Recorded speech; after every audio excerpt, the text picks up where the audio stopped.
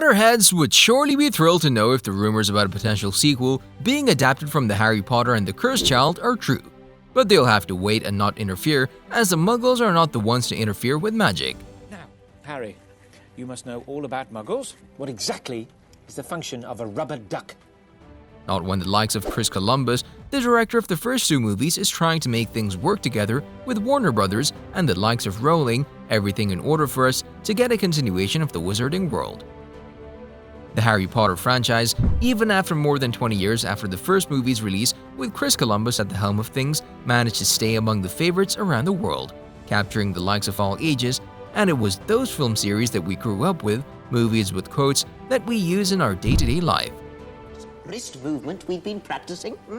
The swish and flick. Everyone? And in today's world, we came upon the news of Chris Columbus, the director of the first two movies, wanting to put a sequel in the works with the original trio, with his idea being an adaptation of the stage play Harry Potter and the Cursed Child. In an interview with Variety, Chris went on to say that he'd like to make more than one sequel, everything to make the world of wizards and muggles even bigger, despite all the prequels from the Fantastic Beasts releasing over the last couple of years. He also reflected upon the first time he was hired to do the first two movies of the Harry Potter franchise. He said that he was so anxious that he rarely slept and tried his best to not screw up.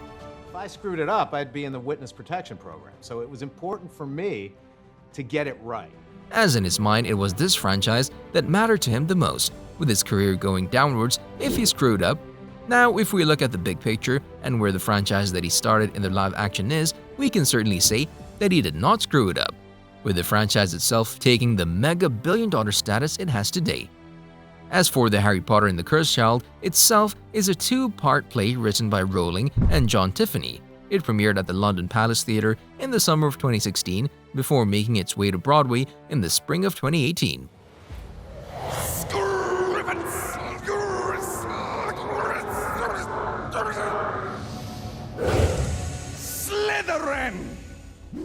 And while not every fan of the franchise has gone crazy about this continuation of the story, many fans would definitely be excited to see all of Daniel Radcliffe, Emma Watson, and Rupert Grint return to the franchise after more than a decade after their last outing. One of the main reasons for Chris's decision to put the play into live-action adaptation could be placed in his desire to continue his work for the franchise, but also the original trio being the right age for the roles, a small fantasy that can turn into so much more. One thing the movie will need to succeed would be the original cast to return. It would not be the same without them, with the trio portraying their adult counterparts in the said sequel.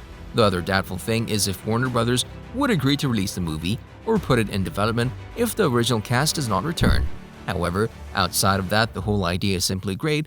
This is just our opinion. The Fantastic Beasts prequel film series did not receive a lot of flack, therefore it might be a very good idea for the events to fast forward a bit rather than going back, with the rumored sequel surely reserving some sky-high pre-sales, which would be understandable as many people who have watched the franchise never got the chance to see them play for themselves. Really couldn't say. So setting a pack of dangerous creatures loose here was just another accident, is that right? As we pointed out before, it seems like everything falls down to two main reasons for the sequel's release: the cast to come back and Warner Brothers' decision to put everything in the process. And while recasting the beloved original cast of the Harry Potter franchise would prove a challenge, the studio might have to do it for the continuation of the story. The characters in the play are considerably older than when we saw them in the last Harry Potter movie, so it would make perfect sense for them to return. Another thing to consider is the original cast of the play, which saw a black actress cast in the role for Hermione Granger, a chain of events that eventually caused inevitable controversy in 2016. Everything was then cleared out by Rowling, who defended the whole thing by saying that Hermione's color was never described in detail in the novels. Perhaps she said everything to assert that everyone could play the role, so long as the one portraying the role embodies the essence of the character. So with everything in mind, if the studio decides to recast the trio, they should lean heavily into fully recasting every role and not just some individuals. And while we're here, the one actor who spoke openly about his return is Tom Felton, who was filled with positives about his return for the role of Malfoy in an interview with People. He also added that if someone else would go on to fill the role as a minor antagonist, Draco Malfoy, he would have a hard time swallowing the whole thing, as he thinks of himself as the rightful owner of the role, and we couldn't agree more. You don't want to go making friends with the wrong sort. I can help you there. Other members of the original cast, including Emma and Rupert, have not been as forthcoming, with Emma going all the way to say that she's not feeling ready to be Hermione again, while Rupert would be on board if the others are willing to. Matthew Lewis, who played Neville Longbottom, said that he'll return if he feels like the story is worth it, and not nostalgic for nostalgia's sake. On the other hand, Harry himself, Daniel Radcliffe, had the most surprising answer to the question of his return, with him being the most adamant of them all and not wanting to return for the role because of the fact that he's not ready to jump back into his title or role yet. And it's understandable, given the slow start of his career outside of Harry Potter's The Boy Who Lived, with him only over the last couple of years beginning to shed the persona as a whole, with the actor saying that he's getting to a point where he feels like he made it out of Potter and that he's really happy where he is right now. Daniel then went on to compare the feeling he has to the likes of Mark Hamill's Luke Skywalker or even Harrison Ford's Han Solo, basically pointing out the fact of them being given at least 30 years before they return for the roles, which should at least give us a little bit of hope that even though Daniel is not up for the role right now, he could still be up for it in the future. So could Harry Potter and the Cursed Child happen? While both Rowling and Warner Brothers have denied that the play would ever be adapted for the live action, Warner CEO Jason Killar's remarks surely rekindled old rumors, with the potential sequel slowly picking up steam once again. The sequel itself could then go on to produce more projects for the franchise, for instance a series about the Marauders or Harry's career as an Auror.